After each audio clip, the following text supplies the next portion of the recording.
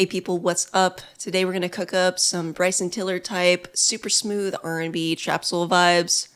Here's a quick preview of the beat.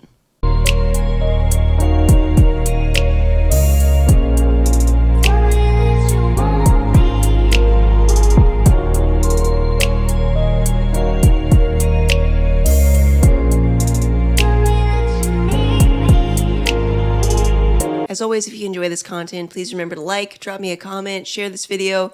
Really helps my channel out. And let's get right into the tutorial. Okay, so I've got my BPM set at about 105 for this one. And I'm going to use the Noir Pure piano just to lay down some quick chords here.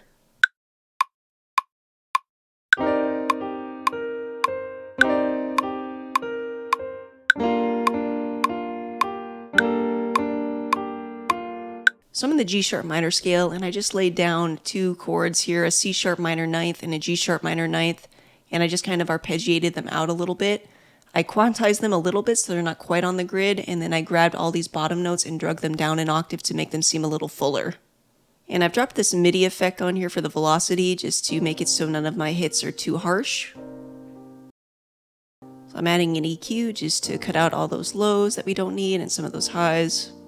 And I'm going to add a fair amount of compression just because by putting that velocity effect on there, it really made it softer. So this is going to help make it louder without making it sound too harsh. Next, I'm going to put tape mellify on there to make it sound a little more vintage. And lastly, at Valhalla Vintage Verb to give it a little bit of space.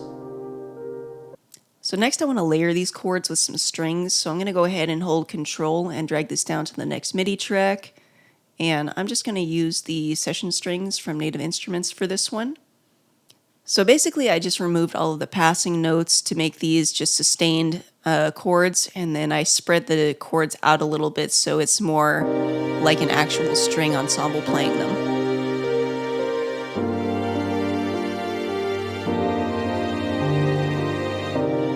And I'm doing the same thing as the piano and dropping that velocity effect on there to make them a little more mellow. I'm adding a little bit of saturation here to give them a little more punch. Some EQ to cut out all of those lows, and then I'm damping those highs a little bit. And then the same Valhalla Vintage Verb. Alright, I wasn't really digging G sharp minor, so I moved this up 2 semitones, and now it's in B flat minor and sounds like this.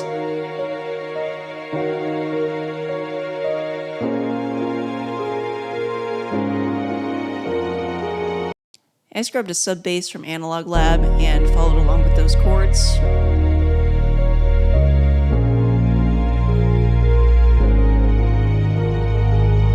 Alright, I'm going to share one of my favorite ways to make my sub bass a little more powerful and rich.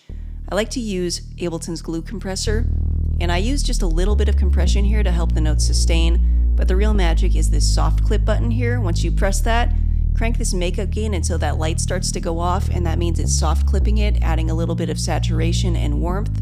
You just want to go to your faders after this and make sure that you're gain matching it to make sure it's not just louder. And then I also put it before my EQ, just so those upper harmonics aren't kind of creeping up into the rest of my track. Then I've just added Ableton's stock compressor for a little bit of sidechain compression to my kick.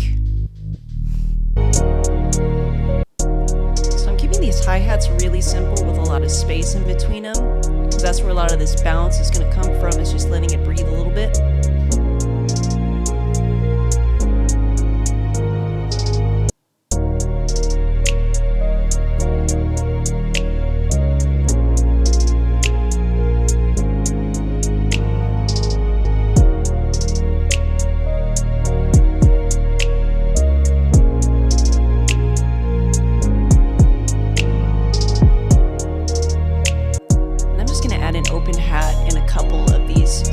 That we left from the closed hi-hat. And I'm going to add a little bit of a lead. So I'm just going to grab this doorbell from Analog Lab.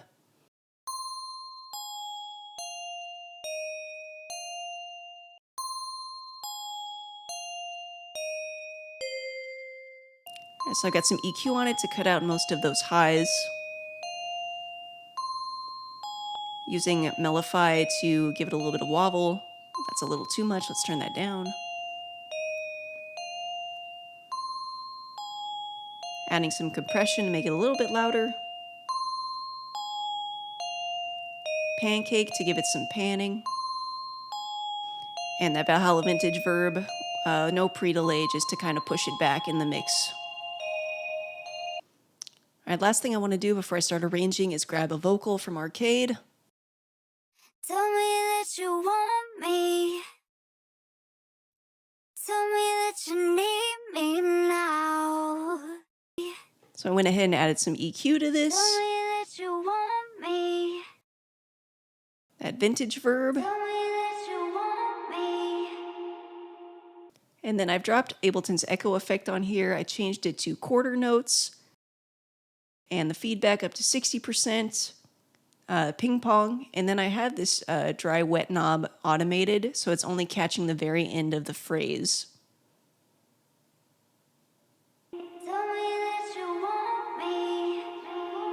Just kind of gives it a cool effect.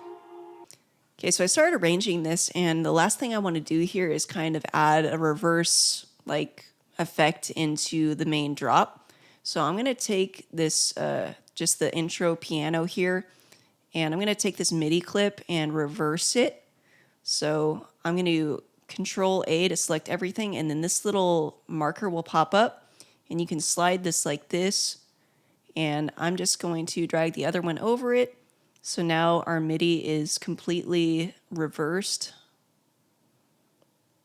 Just line that up there. We'll pull this all the way.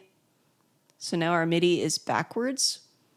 So I just armed another MIDI track and I'm re-recording it into an audio file. And then I've reversed that, so now our chords match the MIDI chords down there just in the reverse. Then I'm going to drop Portal on here with this preset. Kind of a cool like wind down effect. I'm adding the black box HG2 mid side and adding some saturation to the sides. And then that EQ to cut off a lot of those harsher highs. All right, so let's listen to the final beat. Okay, so we're starting out with just that piano for the intro.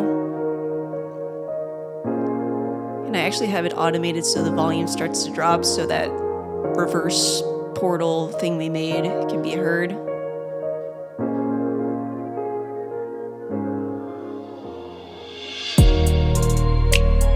So smooth.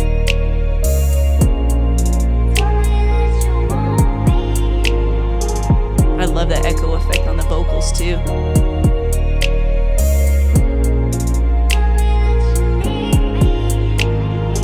Drop out the drums and the bass.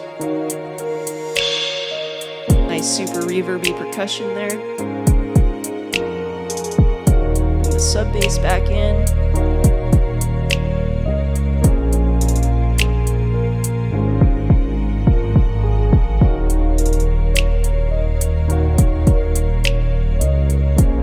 Now simple hi-hats just make this so vibey. That's pretty much it. If you enjoyed it, please remember to like, subscribe, share. I'll see you guys in the next one. Take care.